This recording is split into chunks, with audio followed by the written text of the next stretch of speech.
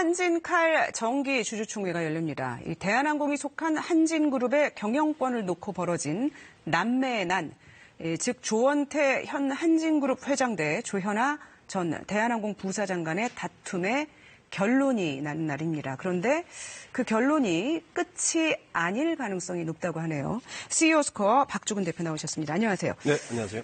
일단 이 화면에서 잘 알려진 인물이지만 조원태 현 한진그룹 회장 그리고 조현아 전 대한항공 부사장 간의 이제 남매의 난이 걸린 주주총회라고 하죠. 어떤 의미의 주주총회인가요?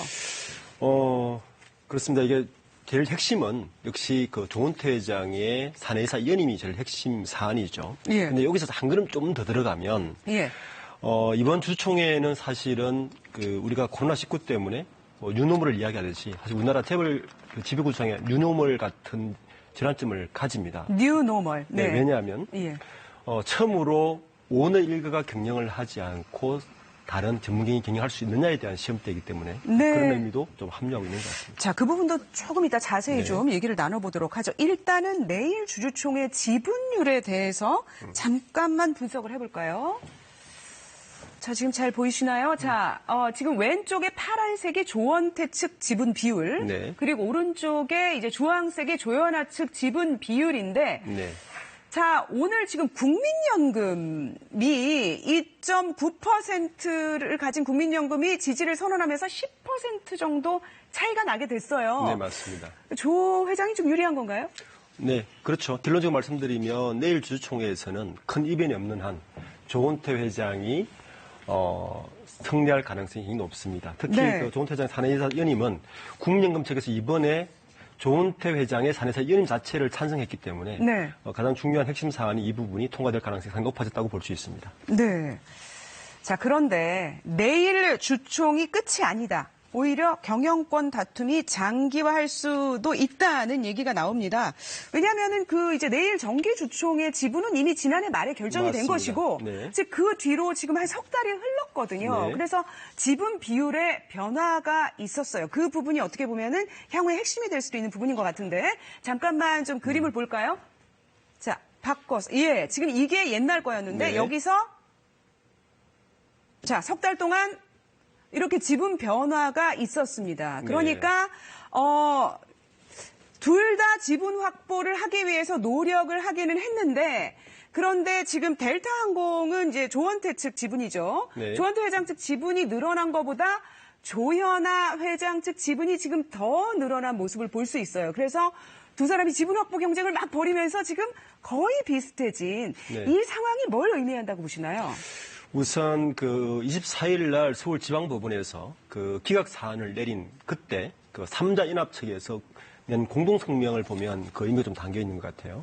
이미 그쪽에서 가처분 결정이 났을 때 장기전을 예고하는 여러 가지 의미를 담긴 성명서를 발표했습니다. 그리고 이미 방금 보셨듯이 40%가 넘어가면 내년 주총이 또 중요합니다. 내년 주총에서 대한항공이 내년 주총 3월 달에 또 조원태 회장은 또 사내이사 연임 또 걸려 있습니다. 그리고 전체적으로 40%가 걸려 있는 이 정도의 권한이라면 사실 여러 가지 사안들을 얘기할 수 있어요. 40%면 대한항공 한진칼에서 뭘 못하냐 하면 합병, 분할, 매각, M&A 이런 중요한 사안들을 전혀 설정을 하지 못합니다. 그래서 현재 상법상 67%를 확보하지 못하면 하지 못하는 특수 결의 사항들이 굉장히 많아요. 그러니까 현재 대한항공이나 한진칼 입장에서는 상법상 지정되어 있는 특수 결의 사항에 대한 결정권을 전혀 하지 못하는 상황이 되는 거죠. 그러니까 조원태 회장이 내일 회장을 연임할 수는 있지만 조현아 측의 지분 확보가 저렇게 많아져 있고 계속되는 한에서는 양측이 임시 주총 같은 걸로 사사건건 대립할 수가 있다는 것이죠. 그런데 이제 앞서도 말씀하셨지만 이 다툼의 성격이 뭐냐. 지금 표면적으로는 조원태 회장과 조현아 전 대한항공 부사장 간의 다툼으로 보여요. 그러면 재벌 일가 내부의 남매의 난처럼 보이지만 지금 지분을 확보하고 있는 주체가 조현아 회장 전 부사장 측에서 KCGI라는 행동주의 사모펀드거든요. 그렇다면은 이게 오너 일가 대 또 다른 외부의 경영권 다툼 면이 있는 거죠. 네, 그렇게 시작을 했죠.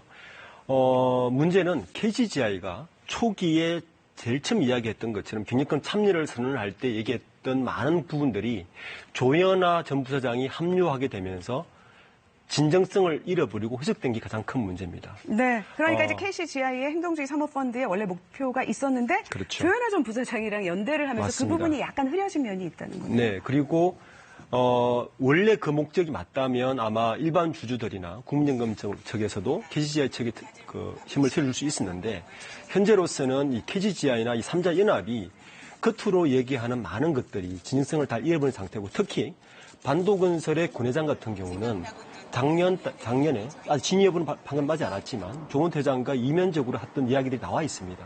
그런 것들이 터지면서 과연 이 사람들이 겉으로 얘기하는 전문경영인 도입이라든지 사회이사 투명화라든지 여러 지배구조 투명화 작업에 대해서 과연 진정성이 있는가에 대해서 의심할 수밖에 없는 상황이 된 거죠. 예. 이것이 가장 이번 주주총회에서 3자 연합 측에서 실수한 가장 패착이라고 봅니다. 네. 그래서 결국은 조금 보기 좋지 않은 경영권 다툼이 일단 지속될 수 있는 상황이 됐고 코로나19로 항공업계가 좋지 않은 상황에서 더욱더 국민들에게 좀 좋지 않은 인식을 갖게 하는 사건이 아니었나 싶습니다. 박종훈 대표 잘 들었습니다. 네, 감사합니다.